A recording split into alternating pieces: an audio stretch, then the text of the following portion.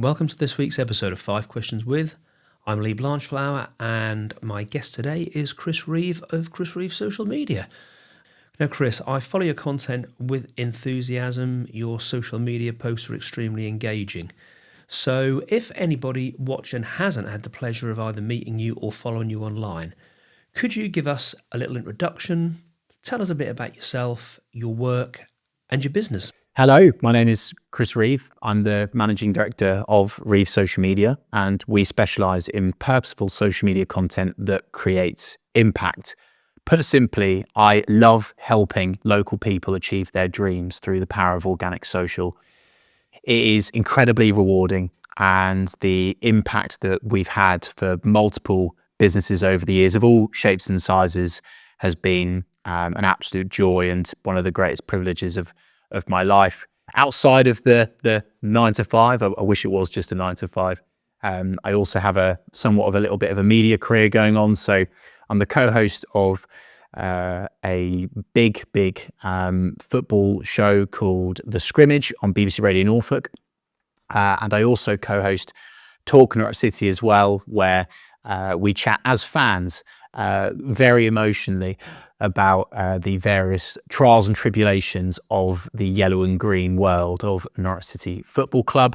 I'm extremely passionate about local charity. I'm an official ambassador for Big C, who are a local cancer charity who help local people affected by cancer. So far, we're not kicking our pants off 50 grand raised. And I've got the personal objective of raising £100,000 for them before I retire. So I'm on a mission to help people. I just love helping people. Simply put, I love helping people. That's an amazing challenge, Chris, and you've actually raised a phenomenal amount already. You should be really proud of that. And a great insight from you, thank you. So today we are going to be talking about social media, and I would like to start with a question that's on the tongues of many people and businesses, which is artificial intelligence. Now, do you think we're witnessing a shift towards more authentic content on social media? And where do you see the role of AI supporting this evolution? AI is rightly so at the forefront of business leaders' minds right now. And it is a unique opportunity, and it's one that can't be missed. If it is missed, you will be left behind. It's as simple as that. But what I would say is we're entering a phase of battle between authentic content and AI content. Not necessarily just go all AI, not necessarily just be authentic. And essentially, the way to think about AI, if you've not used it before, is it's a Swiss Army knife for your business. But if you don't know how to use a Swiss Army knife, it's completely useless to you, right? So there's a lot of work to be done, a lot of personal development to be done, a lot of upskilling that needs to be done for your team to truly get the most out of AI. I don't think AI will ever replace truly authentic, emotional, human content, but it will hugely improve your business efficiencies. It will hugely improve the accuracy of your content. It will hugely improve the impact of your content, because the content that you'll be producing will be much better in terms of the ideation stage, in terms of the prep that you do. And this is where AI can be really used for your benefit. But as I say, we're now entering this stage where essentially there's going to be a battle between authentic and AI. And I think that's a really exciting stage. It's particularly an exciting stage for people and businesses that truly know their stuff. People will be found out for the good reasons or the bad reasons as to whether they truly know their stuff and how good their business is, because there is nothing better and more powerful than turning up on camera and sharing your knowledge with the world. Now, of course, you can get an AI robot to do that, but at this stage, it's incredibly obvious that that is the case, and it can be way more damaging to your business brand, to your personal brand, if you do that. So far, my advice with AI is to absolutely learn all about it. Think about your prompts that you're putting in.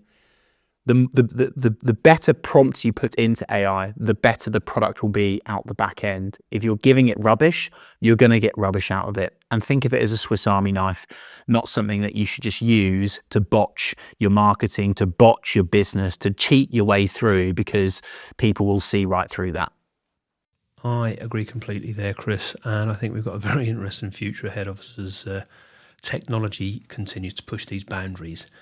However, back to the present, you live stream lots. It's a massive form of engagement. So how do you think businesses are using these kind of tools to leverage more connections with their audiences?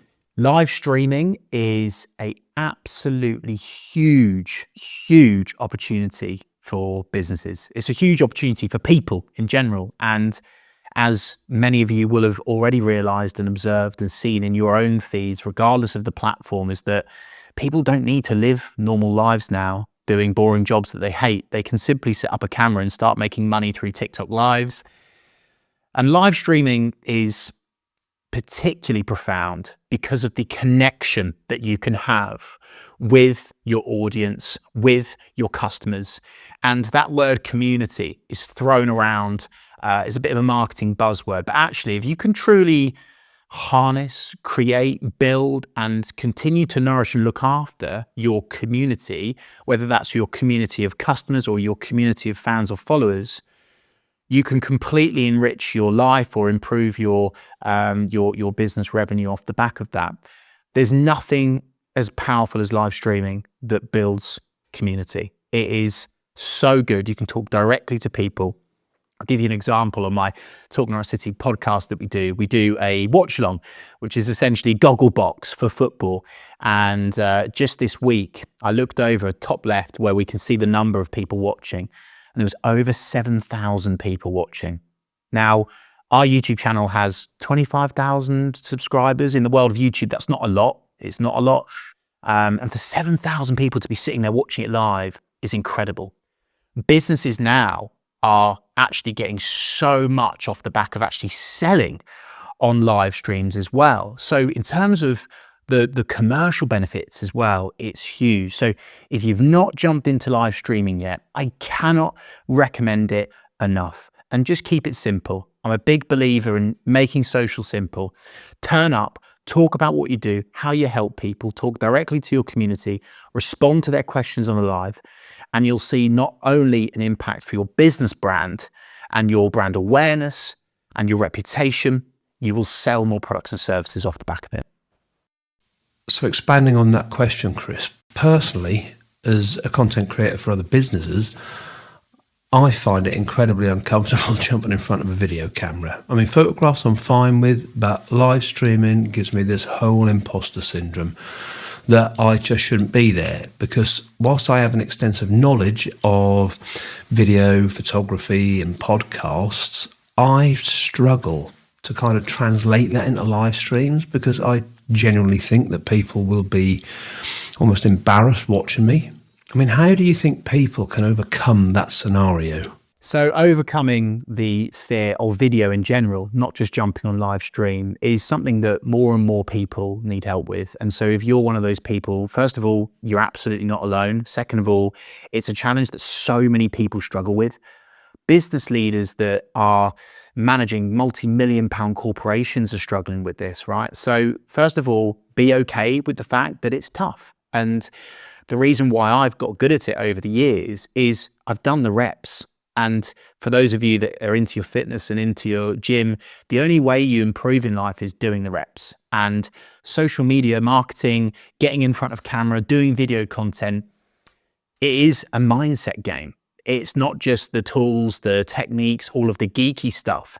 There is a psychological thing that you need to work on. So one of the things that we preach to all of our clients that work with us, whether it be on a coaching, consultancy or full-scale management service, is we always say, think execution over perfection.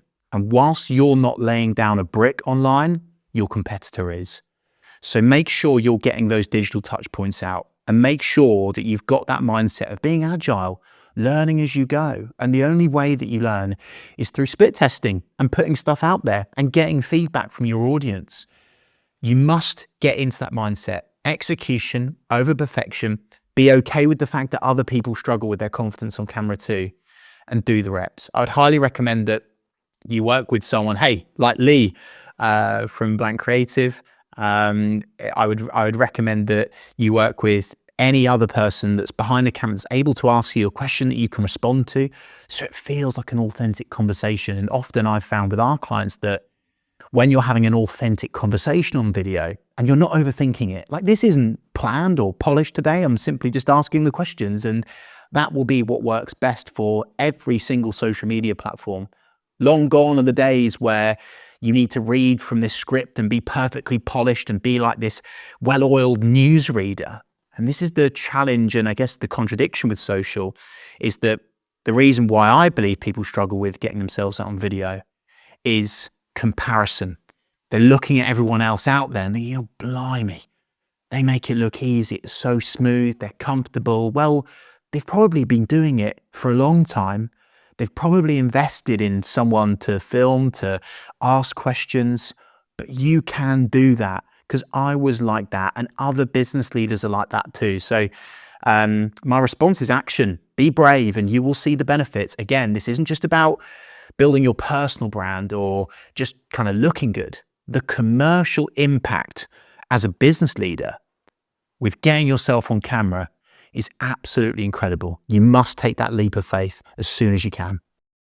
You're so positive about these things, Chris, and I do need to embrace this. So I'm going to go away and you'll see some live streams and socials, and I will tag you in those. So social media, you've carved out a great reputation and an award-winning business in your sector. So what type of mindset do you need to employ to become successful when you're creating social media for your business? Your mindset on social media is so important, whether you're using it to win more business, whether you are using it for leisure, whether you are a user of social media and you want to protect or improve your mental health. As I've said before, social media isn't about the buttons, the tools, the techniques. It's about what's upstairs. It's about your mindset when you go into it, whether you're using it for personal or business usage. The first thing that we say to all of our customers, as I've said before, execution over perfection. Get content out there. Leave a digital footprint. The other thing, if you are a user of social media, is be okay with the fact that this is a beast that keeps going and going and going and going and going, and it needs feeding, right? But at the same time, it's impossible for you to be everywhere at once. And so consider scheduling your content, consider your digital downtime when you're not on social media, when you are on social media. But in terms of business usage, the mindset you need to be having is consistency. And that word gets used a lot, and I'm very, very aware of that, but it's so important. So many clients, before they work with us, go through that classic stage of they've got something that they quickly need to sell, right? So they have 2 weeks of just splurging things out, and then all of a sudden 2 months go by and they've only posted 3 times, right? We are in the world now that you must turn up. There's no excuse. It's more easy than ever before, thanks to AI, that you can turn up consistently every day. But think about that mindset. And you know, my own personal take on personal usage of social media as well is, hey, let's use it for good. Social media gets a bad rap, and rightly so at times. It can cause huge divide. It can cause some massive societal challenges, but at the same time, let's take responsibility and accountability for our own actions on social media. Let's use it as a force for good. Let's use it to help raise money for local cancer charities like Big C, who help local people affected by cancer. Let's inspire others. Let's use it as a tool to give value, to educate. And hey, if you're a business person, that's the way you sell more products and services anyway. Not through sales messages, through helping. Serving, not selling, is another great phrase that I like to use regarding your mindset for social media. So lots of different tangents there to think about. But I think, yeah, I'm a huge believer in, before you just kind of get into all of the geeky technical social media stuff, you need to know what's going on with your own mindset, what's going on with your team's mindset, and what is your business mindset before you enter into the madness that is the world of social media. Just staying on that question, Chris, There's so much contradictory information out there about what algorithms, platforms, and content you must use to be able to win with social content.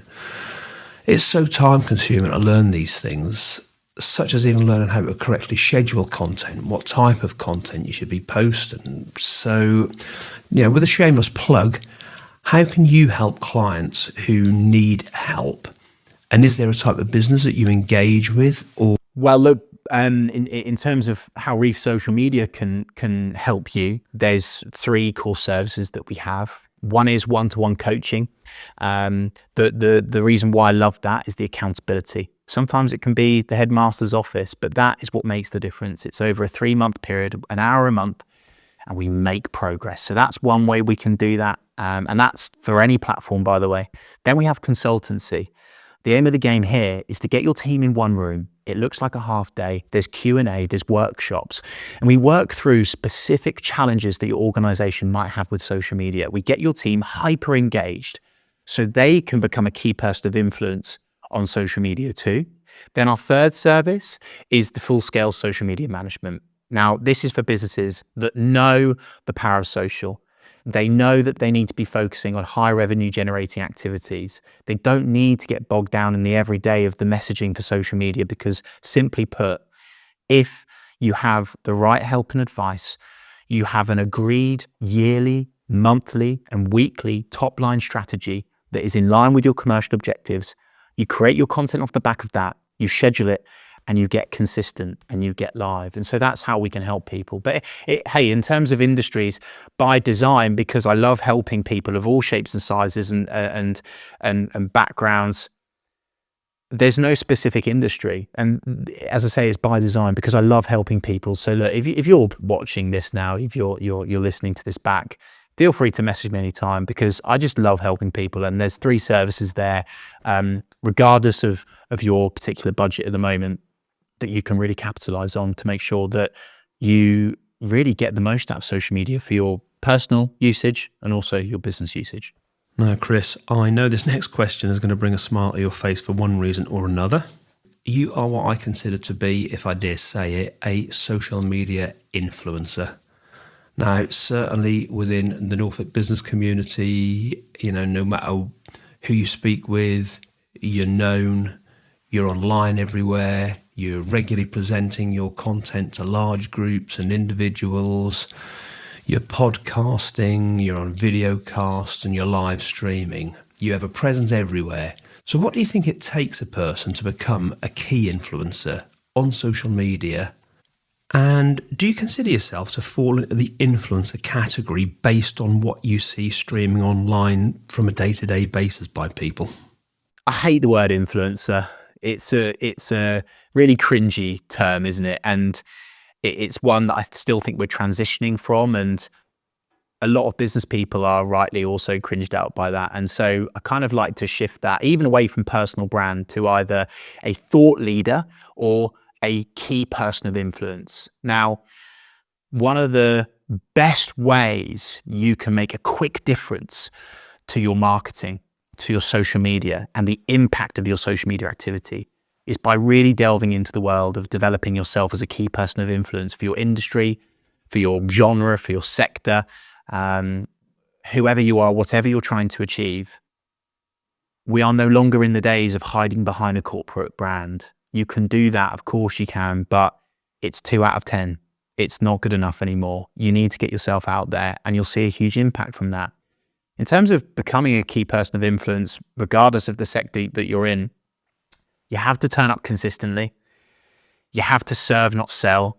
You have to give value to your audience. You have to be selfless, not selfish. And make sure that you are not changing the goalposts. You have your key pillars of topics that you like to discuss. So for me, for example, I have my Fun on Talk Norwich City, where I talk about the world of Norwich City. I love to help local people affected by cancer through Big C, so I talk about that. I talk about organic social media marketing, and within that, of course, there's key areas as well that I discuss, but I don't deviate outside of those topics. I don't commit to anything that isn't that. And therefore, The more I turn up talking about those subjects, the more well-known I become in those worlds for being a key person of influence, discussing those things. Now, the amazing thing about this is, honestly, this sounds a bit strange. I would consider myself definitely an underachiever at school. I'm not academically minded. I don't consider myself smart. I've got some psychological work to do on that perhaps. But the reason why I'm bringing that up is that by simply turning up and talking about what I'm passionate about and how I've learned things along the way to help other people, that has essentially put me into the position that I'm in today. I'm not the smartest person in the room. I don't know everything about all of those subjects that I talk about, but I turn up and I've just got this mindset of helping people. And I think this is a key thing that you could consider if you're afraid of, being a known person or, getting yourself out there. Trust me, do it. It is the best thing you'll do. And to be candid and very transparent with you, it's been a decade's worth of work. This isn't something that happens like that overnight. It takes a long time to stick to something, keep talking about those things, keep publishing social media content about those subjects, but you will get there. And what happens, just like a snowball that rolls down the hill, at first it's quite tough. Sometimes the ball crumbles, doesn't it, when you're kind of rolling it? But actually, when it starts to get bigger and bigger, it gets easier, I promise you. And you end up getting featured in publications, in media outlets. You get asked to go on podcasts. Hey, like this interview today, there's no way I'd be doing this without developing myself as a key person of influence. And again, think about the why behind that, okay? This isn't just like a fluffy, nice to have thing. The why is, well, I'd love to make more money by selling more of my products and services. I'd love to capitalize on being a well-known person to help local people affected by cancer. So think about becoming a key person of influence. Think about becoming a thought leader. And you can do that by those things that I've mentioned already. This has been an incredible eye-opener. It's thought-provoking, and it leads me on nicely to my last question, which is, with everything you've spoken about this morning, how do you increase sales revenue for your business using social media tools?